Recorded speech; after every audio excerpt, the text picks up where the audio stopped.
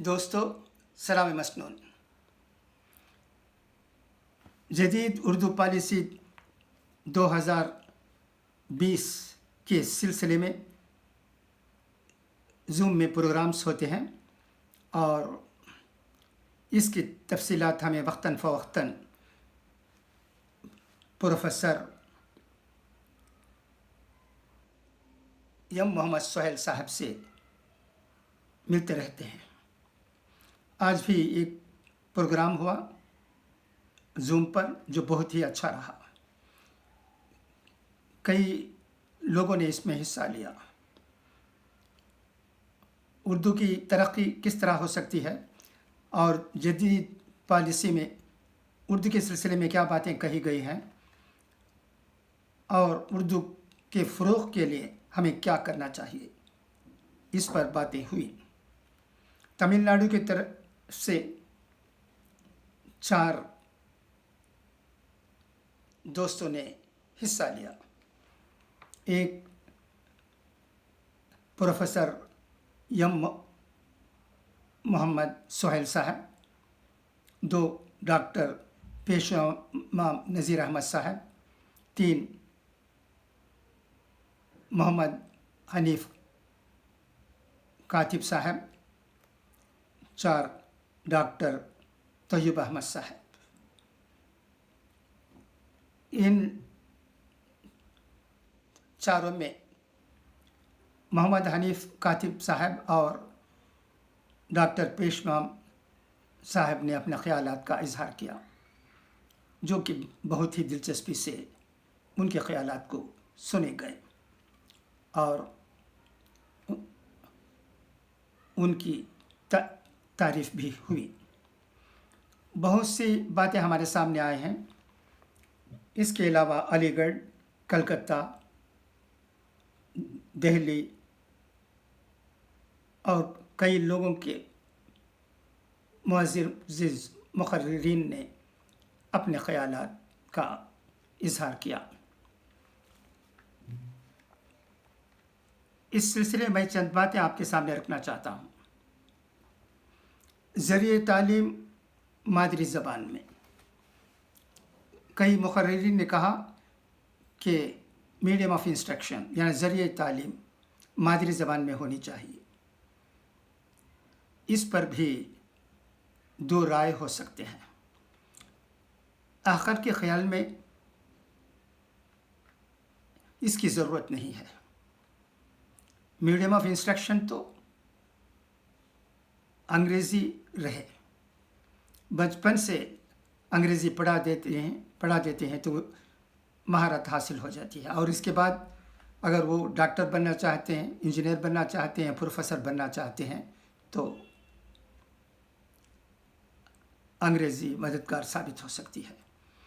ہم دیکھتے ہیں کہ انجینئرنگ کالج اور میڈیکل کالج میں جو لوگ مادری زبان میں تعلیم حاصل کر کے آتے ہیں، ان میں ہو سکتا ہے +2 میں بہت ہی اچھے نمبر رہے ہوں، مگر کالج میں انگریزی زبان کے ذریعے جب تعلیم حاصل کرتے ہیں تو انہیں بہت تکلیف ہوتی ہے۔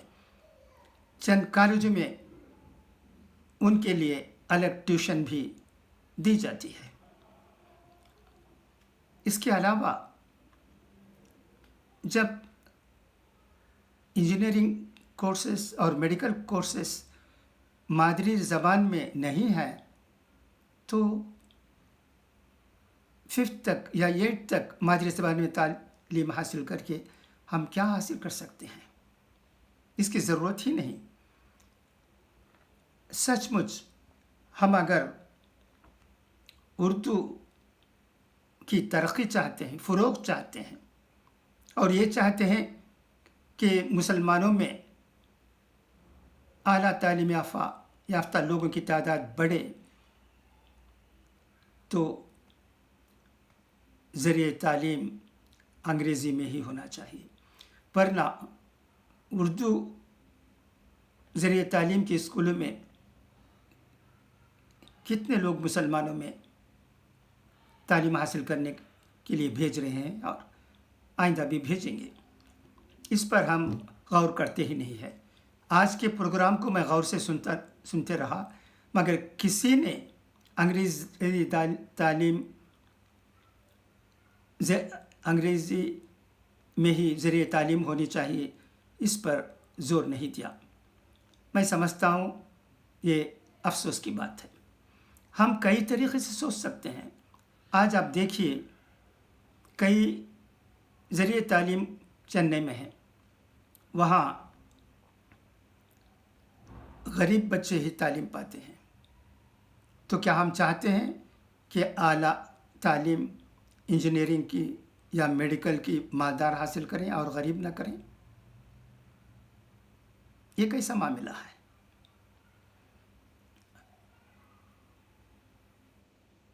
तो इस पर भी डिबेट होना चाहिए, बातें होनी चाहिए। मैं ये नहीं कहता कि मैं जो कह रहा हूँ वही ठीक, मगर इस पर हमें समझाएं कि मादरी ज़बान में तालीम हासिल करके हम क्या हासिल करेंगे या क्या हासिल करना चाहते हैं। मिसाल के तौर पर न्यू कॉलेज में बीए उर्दू में पढ़ाया जाता है, मुफ्त तालीम दी जाती है, मगर मुझे पता नहीं इस साल कितने बच्चे उसमें ज्वाइन हुए हैं। बहुत मामला गंभीर है दोस्तों। हम इस पर सोचे बगैर उर्दू के लिए क्या करना चाहिए सोचते हैं। अगर उर्दू तालीम ज़रिए तालीम भी उर्दू हो जाती है तो क्या उर्दू की तरक्की हो जाएगी? मैं ऐसा नहीं समझता हूँ। उर्दू की तरक्की अगर सचमुच कोई चाहता है तो उसे 3 बातों का ख्याल रखना चाहिए। एक ये कि वो जिस तरह पढ़ता है उसी तरह अपने बच्चों को उर्दू सिखाएं, यानी तहरीर की उर्दू और बोलचाल की उर्दू अलग नहीं होनी चाहिए। दूसरी बात, उर्दू रिसालों को चंदा भेजें। रोज़ नामे ख़रीदें। डेली न्यूज़पेपर्स बहुत आते हैं, आम्बूर को भी आते हैं, राष्ट्रीय सहारा है, पासबान है, ये ख़रीद सकते हैं, ख़रीदते भी हैं। मैं समझता हूँ आम्बूर वानीबड़ी में उर्दू रोज़नामे ख़रीद कर पढ़ने वाले मुसलमानों की तादाद काफ़ी है। राष्ट्रीय सहारा भी अच्छा निकलता है, इसे भी बहुत से लोग ख़रीदते हैं, मगर अब कोरोना वायरस की वजह से नहीं मिलता है, यह और बात है। मगर ऑनलाइन पर भी ये मिलता है, इसे हम पढ़ सकते हैं। और एक बात भी है,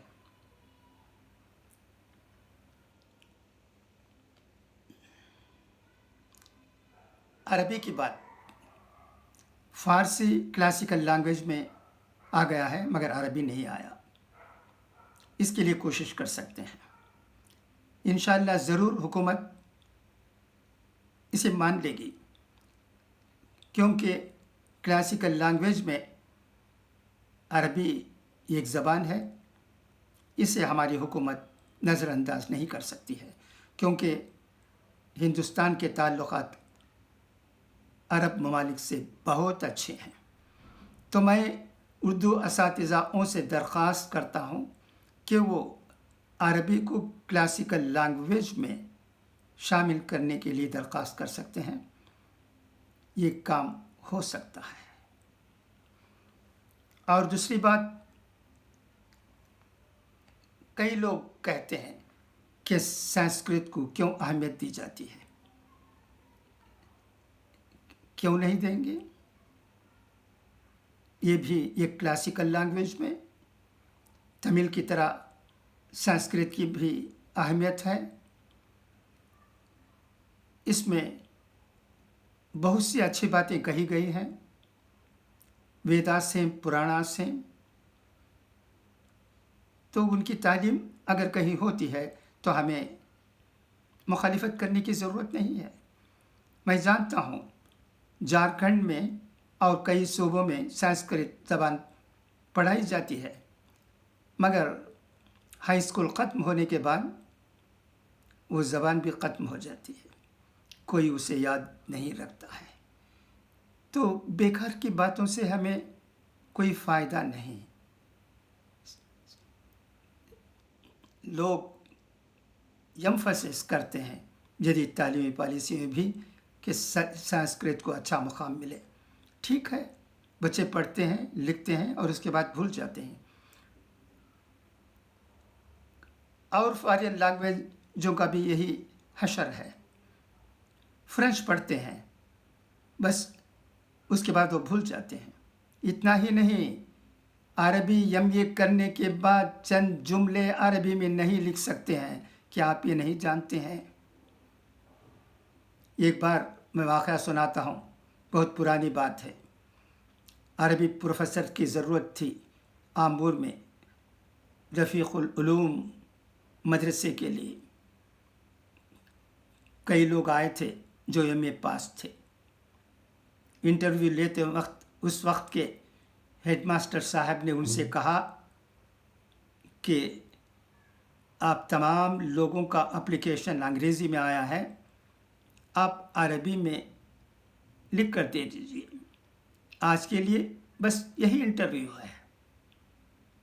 تو جہاں تک مجھے یاد ہے میں کہتا ہوں، ہو سکتا ہے بھول کی وجہ سے میں جو بات کہہ رہا ہوں اس میں غلطی بھی ہوگی، مگر ایک دو کے سوا دوسرے لوگ عربی میں اپلیکیشن نہیں لکھ سکے۔ میں ایک دو بھی احتیاطاً کہہ رہا ہوں تاکہ میری بات غلط نہ ثابت ہو۔ اگر اس وقت کے زمانے کی یہ باتیں کسی کو یاد ہیں تو مجھے اس کے بارے میں کچھ کہہ سکتے ہیں، میں ان کا شکریہ ادا کروں گا۔ اور اس جدید پالیسی میں غریبوں کے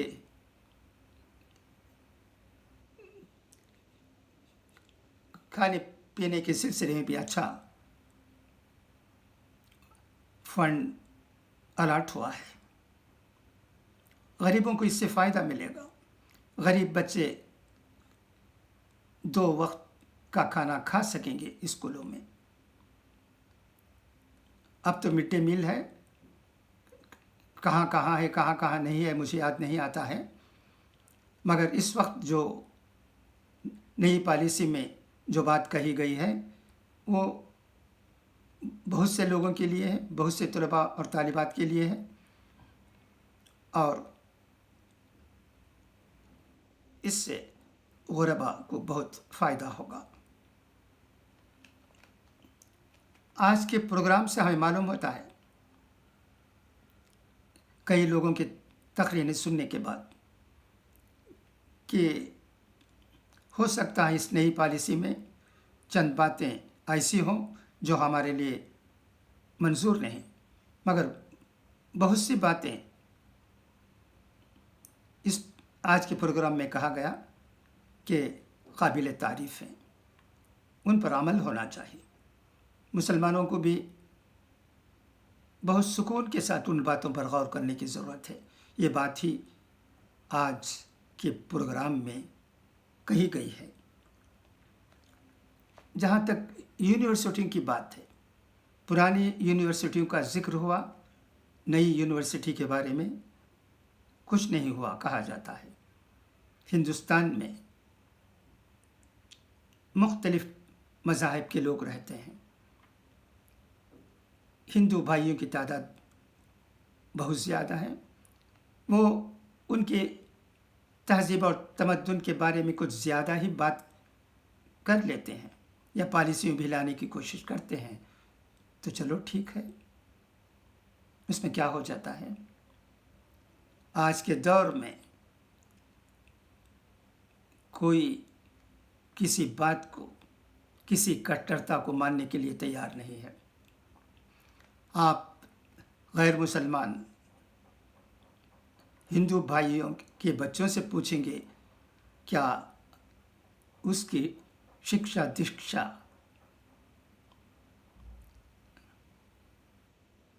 पुराणों में हुई है, भगवत गीता में हुई है,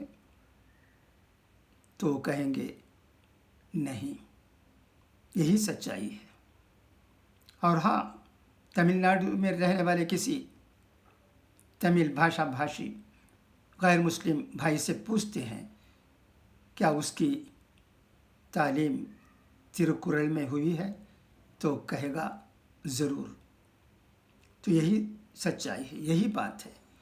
मुसलमान भी तिरुकुरल पढ़ते हैं, उसमें जो बातें कही गई हैं उसे सराहते भी हैं, क्योंकि कोई ये कुरल कहा जाता है ऐसा नहीं जो हमारे मजहबी अक़ीदे के ख़िलाफ़ हो। उसमें बहुत ही सबक आमोज़ बातें कही गई हैं, इसलिए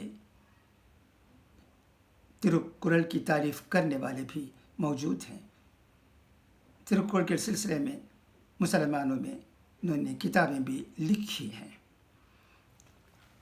तो हमें डर है, नई पॉलिसी के सिलसिले में डरने की कोई बात ही नहीं है।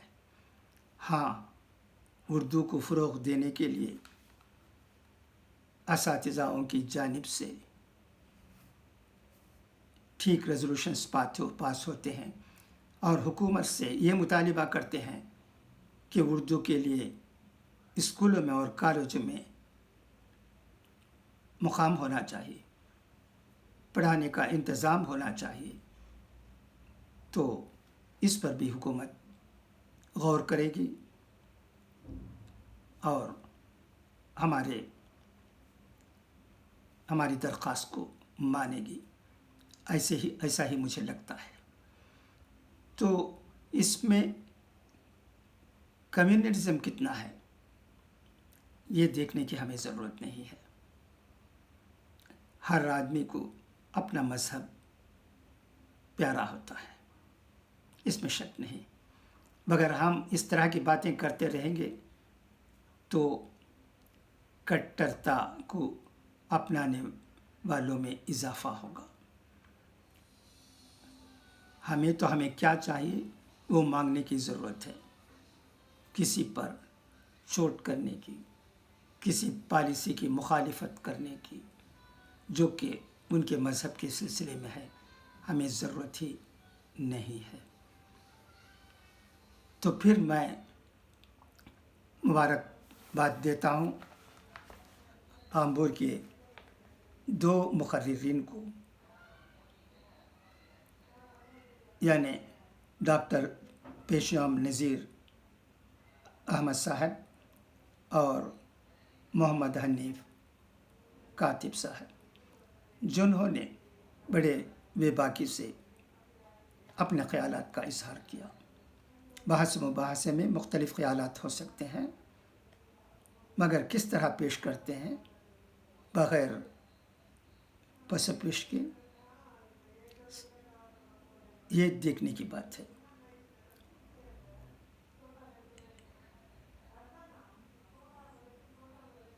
और इस वक्त मैं प्रोफेसर मोहम्मद सोहेल साहब का भी शुक्रिया अदा करता हूँ कि वो हमेशा ज़ूम प्रोग्राम के बारे में तफसीलात देते हैं और हमें उन प्रोग्राम में शिरकत करने का मौका मिलता है। खुदा हाफिज़, फ़ी अमानिल्लाह।